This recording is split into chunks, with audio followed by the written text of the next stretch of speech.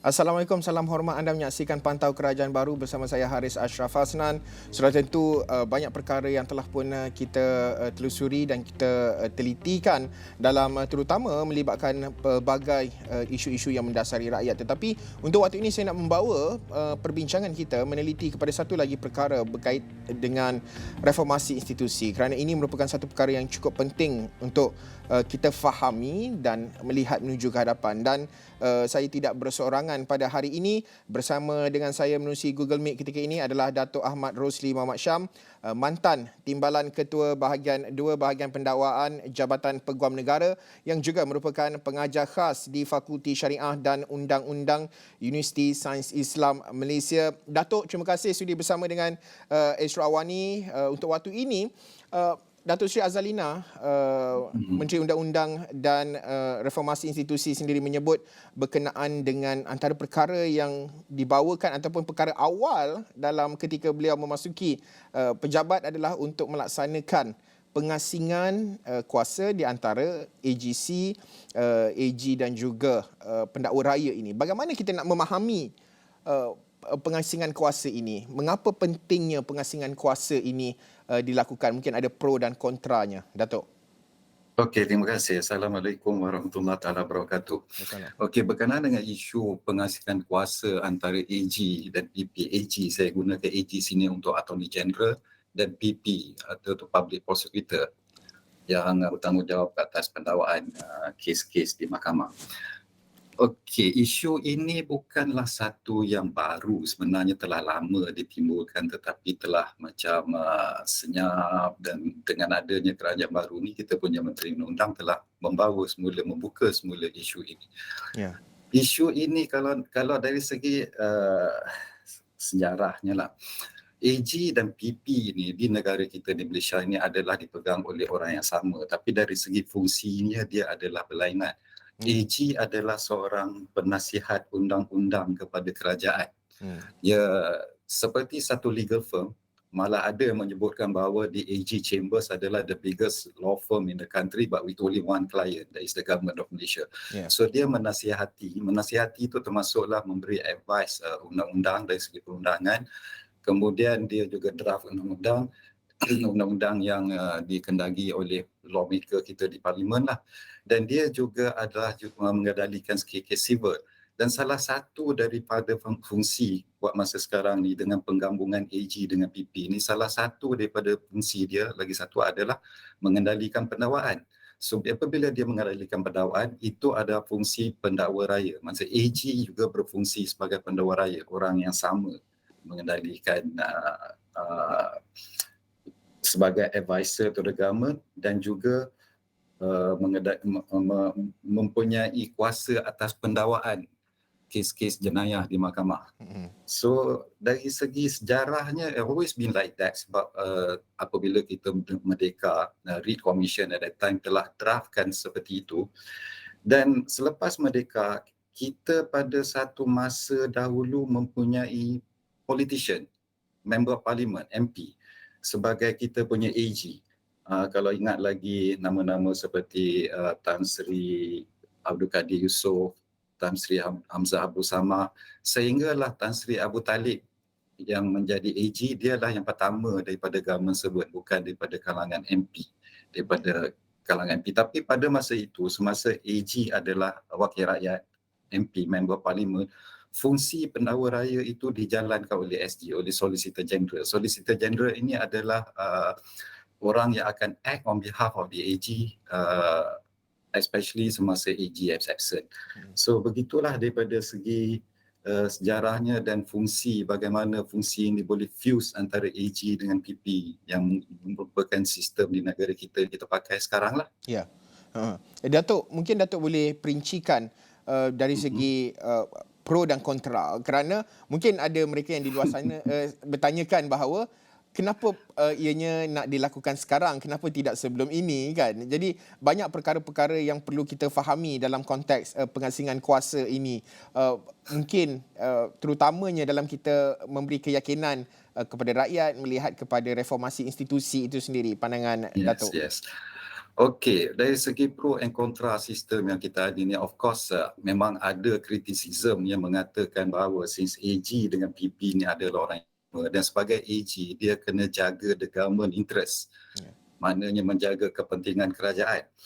So boleh menimbulkan suasana di mana kritikan utama dalam sejarah lah, betul berlaku banyak kali dalam sejarah, terlalu banyak untuk disebutkan, adalah apabila members of the government themselves disyaki telah melakukan satu jenayah. Jenayah yang paling kerap berlaku adalah corruption lah. So corruption always an issue. So berlaku jenayah seperti itu, now the AG yang menasihati kerajaan, dia juga kena menjalankan pendakwaan ke atas members of the government yang disyaki melakukan jenayah lah, contohnya macam corruption yang saya sebut tadi. So ini menimbulkan macam sedikit kegugesaran lah di kalangan publik, dan itulah salah satu sebabnya kenapa dahulu kita tidak lagi melantik politician daripada sebagai AG. Sebaliknya fungsi itu diambil alih oleh seorang government servant yang diharapkan dapat lebih independen. So isu ini kalau kenapa timbul sekarang, ia adalah pada saya lah, ini pandangan saya, disebabkan oleh keadaan semasa. Maybe zaman dulu-dulu adalah life is more simpler maybe, so tak timbul isu-isu berat seperti hari ini. Tetapi lately dalam beberapa tahun kebelakangan ni, especially berlakunya pertukaran kerajaan.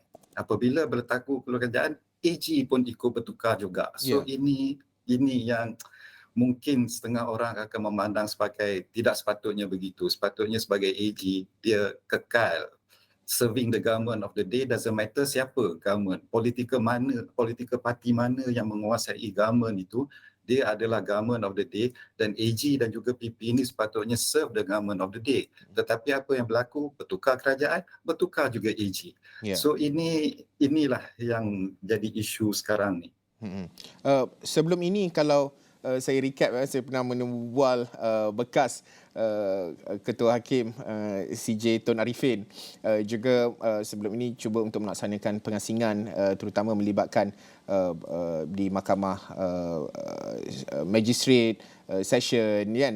Jadi kalau nak melihat dari itu dari segi satu perkara, juga dari segi pelantikan, bagaimana melibatkan, kalau kita bercakap soal PP dan juga AG ini, apabila pengasingan kuasa itu berlaku, dari segi pelantikan, dari segi adakah perlu akan ada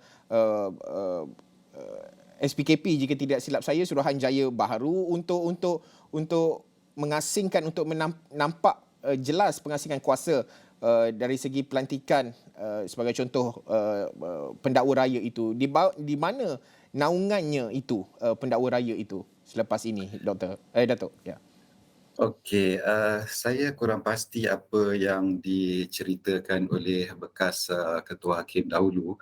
Mungkin ada confusion sikit antara pengasingan di antara mahkamah perkhidmatan kehakiman dengan perkhidmatan perundangan, iaitu Timbalan Pendakwa Raya dan juga magistrate, sebab disebut magistrate, magistrate hakim mahkamah session. Buat masa sekarang ni mereka berada dalam satu servis. Jadi satu servis. Memang ada isu dulu untuk mengasingkan servis mereka, mahkamah servisnya tersendiri dan Timbalan Pendakwa Raya sebagainya servisnya sendiri. Tapi saya rasa itu bukanlah isu dia buat masa sekarang ni. Isu sekarang ni adalah memisahkan fungsi AG dengan PP.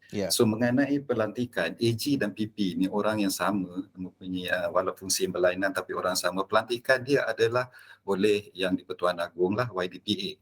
So YDPA yang melantik tapi atas nasihat Perdana Menteri. Di sini timbul yang selalu dibangkitkan. Pelantikan oleh YDPA atas nasihat Perdana Menteri. Perdana Menteri of course seperti yang kita tahu adalah terdiri daripada seorang yang command the majority of the parliament, dan selalunya adalah parti yang memenangi pilihan raya. So there is ini yang menyebabkan keadaan seperti mana saya kata tadi, bertukar Perdana Menteri, bertukar juga PP.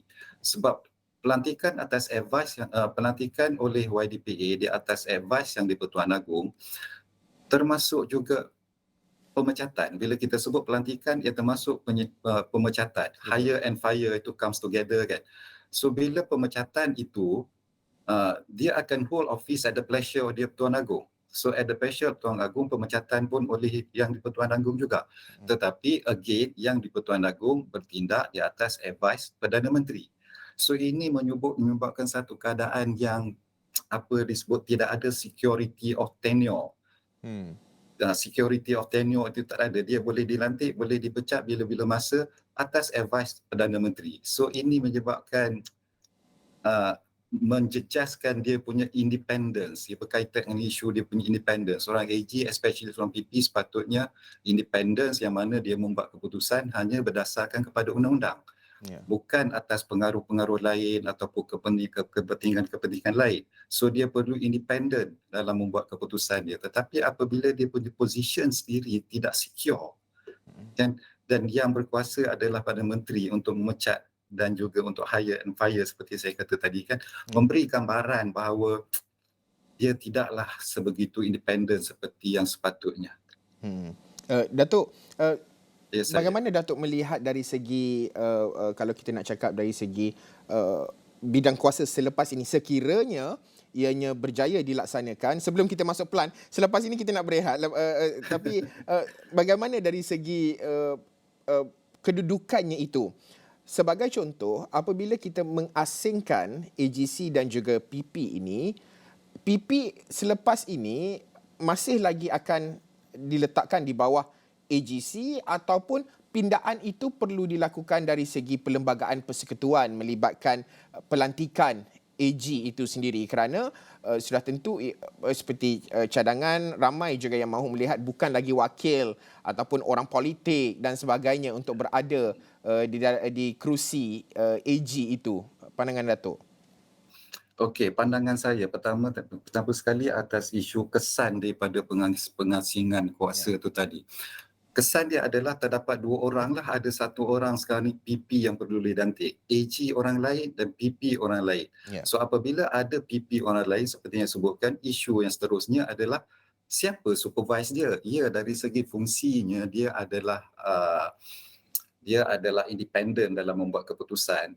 Tetapi masih perlu ada supervisor yang bukan supervisor yang akan campur tangan dalam segi pekerjaan dia, dalam keputusan dia buat. Bukan itu yang saya maksudkan.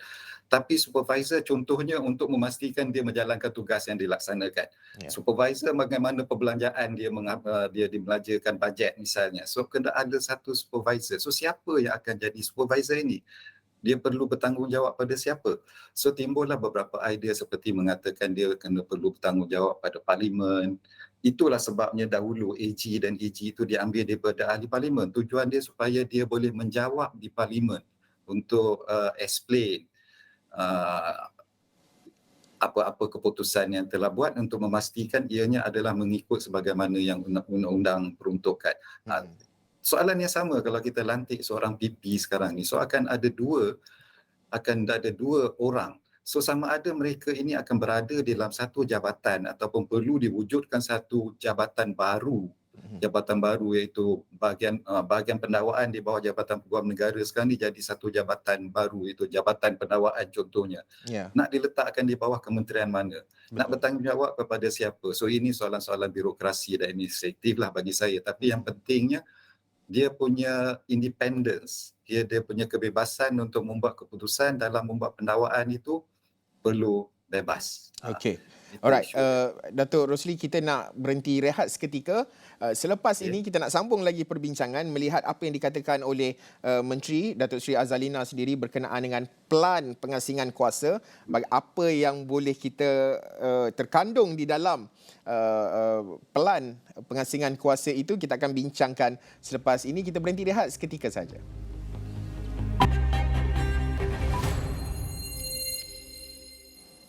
Baiklah, bertemu kembali dalam Pantau Kerajaan Baru. Masih lagi bersama dengan saya menerusi Google Meet. Ketika ini adalah Datuk Ahmad Rosli Mohamad Syam yang merupakan mantan timbalan Ketua Bahagian Pendakwaan Jabatan Peguam Negara yang juga pengajar khas di Fakulti Syariah dan Undang-Undang Universiti Sains Islam Malaysia USIM.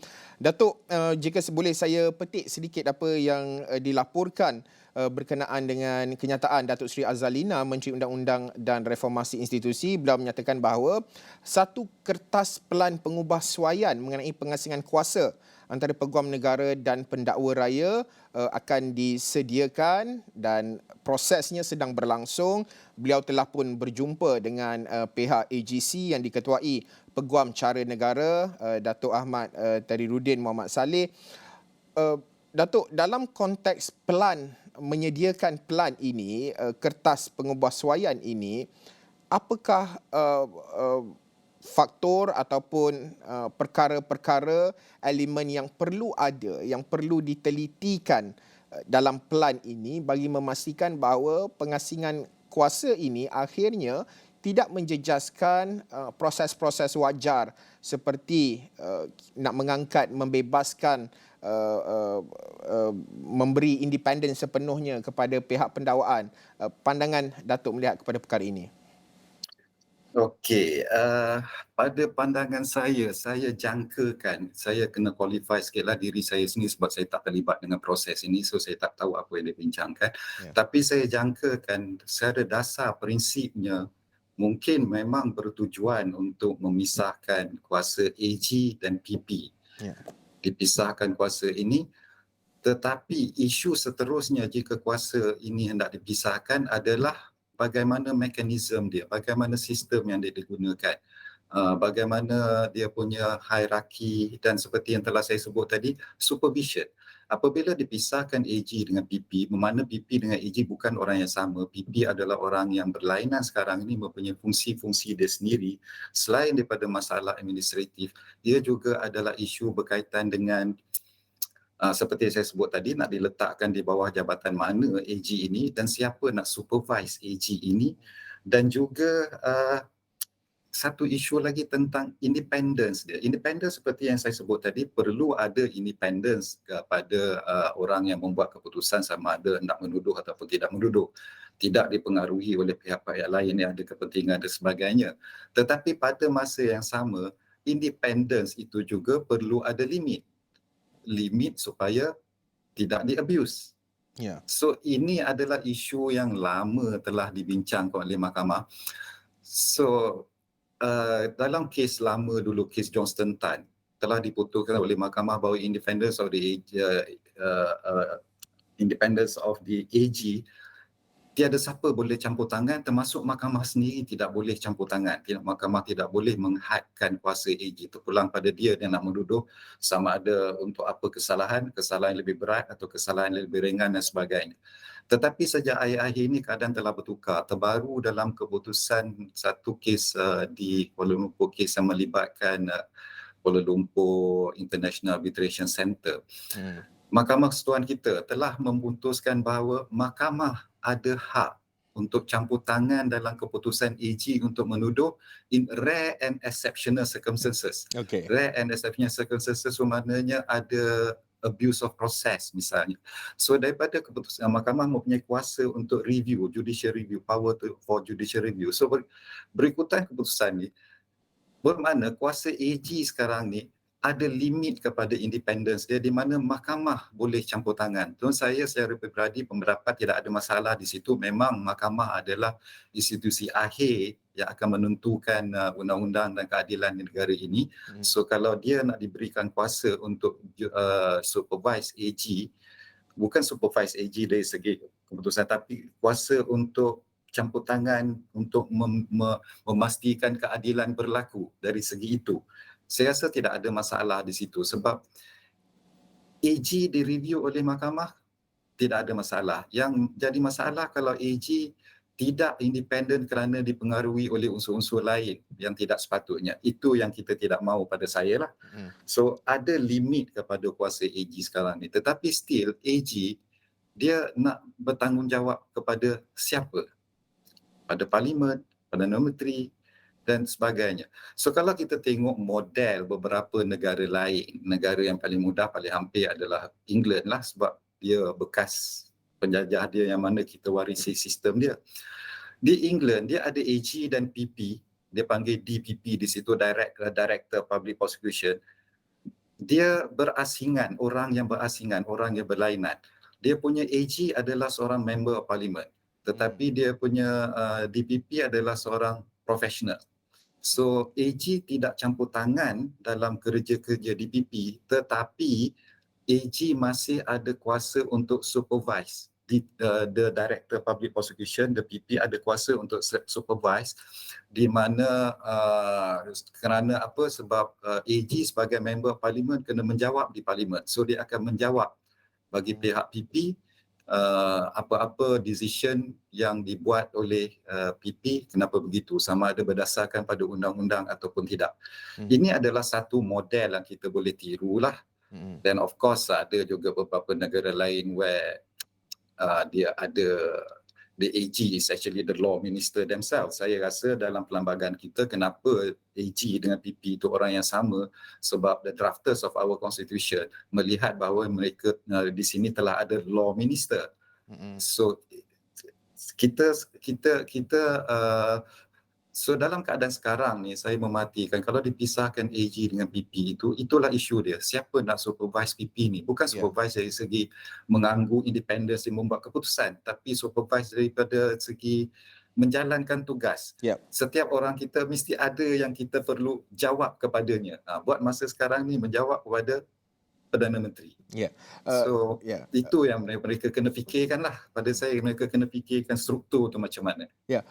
Datuk Rosli, jika boleh saya quote sedikit ya, kalau kita menelitikan dari segi sebagai contoh pengasingan kuasa dan juga paling ringkas akta tafsiran, sebagai contoh mentafsirkan bahawa peguam negara itu merupakan pendakwa raya kan. Kita tidak boleh menafikan perkara itu, tetapi dari segi sebagai contoh pengasingan kuasa ini juga ia penting dalam memberi persepsi yang baik kepada rakyat. Rakyat inginkan reformasi institusi itu berjalan dengan lancar, pada masa sama ianya meyakinkan kerajaan bahawa meyakinkan, maksudnya apa yang dilakukan kerajaan itu meyakinkan rakyat bahawa setiap apa yang dilakukan itu adalah teratur, rule of law, mengikut ketetapan, dan juga rakyat percaya bahawa tiada campur tangan dalam sama ada pendakwaan dan sebagainya. Bagaimana ini penting dilakukan dalam meningkatkan keyakinan, kepercayaan rakyat terhadap urus tadbir negara yang lebih baik, Datuk? Yes, memang that's a reality buat masa sekarang ni lah. Memang ada kegusaran di kalangan publik dan pandangan dia, perception dia bahawa AG ini adalah boleh dipengaruhi oleh politik lah. So pindaan akan melibatkan dia Akta Interpretation Act. Interpretation Act itu interpretkan provision of the Constitution, artikel 145 itu, yang Constitution itu perlu dipinda untuk memisahkan kuasa AG dengan PP, dan pindaan atas Constitution memerlukan kelulusan di Parlimen dengan 2/3 majoriti. Tak tahulah sama itu boleh didapati atau tidak dengan dalam keadaan masa sekarang ni. So kalau berlaku pindaan itu dan berlaku pengasingan kuasa itu, bagi saya adalah satu baik untuk menangani isu yang pandangan atau perception masyarakat ini selepas berlaku beberapa peristiwa, contohnya apa yang berlaku kepada AG terdahululah, bermula dengan Tan Sri Abdul Ghani Patih. Seperti yang saya sebut tadi, advisor to the government pada masa itu public prosecutor, pelantikan dia adalah oleh PM. So dalam kes Tan Sri Abdul Ghani Patih diketahui umum bahawa bermula dengan satu siasatan kes ke atas PM sendiri. So bila PM sendiri hendak disiasat dan didakwa, sedangkan orang yang bertanggungjawab itu adalah pelantikan dia terpulang kepada PM, seperti yang saya telah sebutkan lebih awal tadi, maka bila berlaku pemecatan seperti itu, ia tidak menampakkan satu yang baguslah pada saya. Dan kemudian diikuti pula dengan AG Tommy Thomas, saya sebut ya. Apabila kerajaan bertukar, dia dilantik, tapi kemudian kerajaan bertukar lagi sekali, dia dipecat. So ini juga adalah satu gambaran yang kurang baik, dan kalau boleh kita tidak mahu berlaku seperti itu. Seperti yang telah sebut tadi, security of tenure dan juga no matter who is the government of the day, orang yang berkhidmat akan berkhidmat kepada government itu. So kita tidak mahu gambaran ada campur tangan politik misalnya. Campur tangan politik ini bukannya campur tangan direct memberitahu AG apa yang dia perlu putuskan. Itu saya percaya tidak berlaku. Tetapi the threat of being dismissed, itu mungkin memberi kesan pelantikan dan pemecatan itu mungkin memberikan kesan menyebabkan AG tidak really being looked as independent dari segi itu. Itulah keadaan. Ya, Datuk berbaki lebih kurang dalam 2 minit perbincangan kita ini. Sudah tentu proses pemilihan AG itu dan juga pendakwa raya sebenarnya, kedua-dua pihak sebenarnya kita mahukan ataupun rakyat sudah tentu mahukan pemilihan yang mungkin lebih demokratik, tata cara, termasuk juga kalau kita bercakap soal tata cara pemecatan sebagai contoh Datuk sebutkan tadi. Mungkin itu antara perincian yang wajar untuk diletakkan dalam pelan pengasingan ini, pandangan Datuk? Ya, memang wajar, memang patut diletakkan. Cuma caranya macam mana. So, mungkin boleh difikirkan juga cara pelantikan mereka dan pemecatan mereka mengikut cara bagaimana hakim dilantik. Hakim dilantik melalui satu komisen, satu jawatankuasa, dan dia tidak boleh dipecat melainkan ada salah laku yang perlu diputuskan dalam satu inquiry. So, itu adalah lebih wajar bagi saya untuk memastikan dia punya independence. Seperti mana independence of the judiciary yang kita ada sekarang ni, PP terutamanya perlu juga independence sebagaimana hakim independent. So mungkin kita boleh ikut sistem itu juga kalau diminta cadangan saya, itu adalah satulah yang boleh difikirkan. Okey, baik Datuk. Terima kasih. Sudah tentu banyak lagi perkara yang akan kita perincikan. Datuk Ahmad Rosli Muhammad Syam, mantan Timbalan Ketua Bahagian 2 Bahagian Pendakwaan Jabatan Peguam Negara yang juga merupakan pengajar khas di Fakulti Syariah dan Undang-Undang Universiti Sains Islam Malaysia, berkongsi pandangan cetusan idea melihat menuju ke hadapan reformasi institusi, terutamanya dalam proses pengasingan kuasa di antara peguam negara dan juga pendakwa raya. Dan sudah tentu banyak lagi perkara-perkara akan kami bawakan dalam banyak lagi siri-siri pantau kerajaan baru ini. Kita akan meneliti pelbagai perkara, reformasi institusi dan juga sudah tentu kehidupan harian rakyat akan terus diangkat. Sekian sahaja pantau kerajaan baru untuk waktu ini. Saya Haris Ashraf Hasnan. Assalamualaikum dan salam hormat.